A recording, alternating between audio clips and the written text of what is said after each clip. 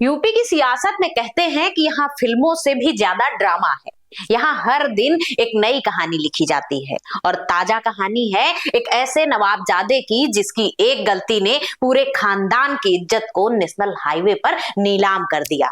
हम बात कर रहे हैं मौलाना तौकीर रजा के बेटे फरमान रजा की। साहबजादे ऑस्ट्रेलिया से एमबीए करके लौटे थे, लेकिन यूपी की जमीन पर कदम रखते ही क्रिस्टल मेथ के नशे में ऐसे डूबे कि सीधे पुलिस की गिरफ्त में पहुंच गए। एक तरफ पिताजी बरेली दंगों के इल्जाम में जेल की हवा खा रहे हैं और दूसरी तरफ बेटा नशे की दुनिया में गोते लगा रहा है। तो क्या ये सिर्फ एक हादसा है या किसी बड़ी कहानी का बस एक छोटा सा ट्रेलर? आइए जानते हैं। नमस्कार, मैं हेमा श्रीवास्तव, आप देख रहे हैं यूनाइटेड भारत। तारीख 7 जनवरी 2026 और जगह शाहजहांपुर का नेशनल हाईवे 24। फरमान रजा अपनी चमचमाती वरना कार में प्रयागराज के लिए निकले थे, शायद अपने अब्बाजान की जमानत के लिए किसी वकील से मिलने, लेकिन रास्ते में स्पीड का ऐसा सुरूर चढ़ा कि उनकी कार सड़क किनारे खड़ी एक रोडवेज बस से जा टकराई।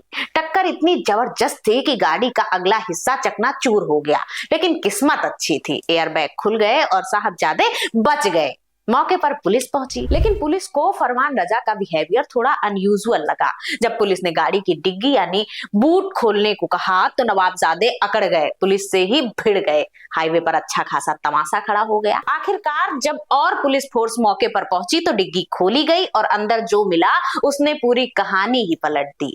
एक सूटकेस, और सूटकेस के अंदर से निकला आधा ग्राम क्रिस्टल मेथ और एक सिरिंज। जब पुलिस ने सख्ती से पूछा तो साहबजादे ने बड़ी बेफिक्री से कबूल कर लिया, हाँ मैं नशा करता हूँ।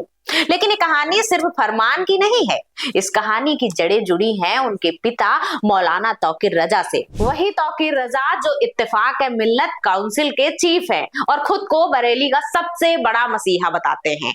वही मौलाना जो सितंबर 2025 में बरेली में हुए दंगों के मास्टरमाइंड माने जाते हैं।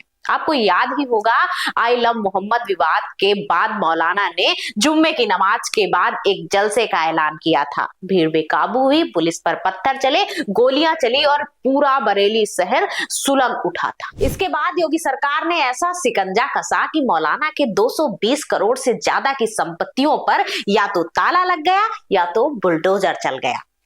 तब से मौलाना साहब जेल में हैं और जमानत के लिए दर दर भटक रहे हैं और अब उन्हीं के साहबजादे नशे के मामले में पकड़े गए हैं।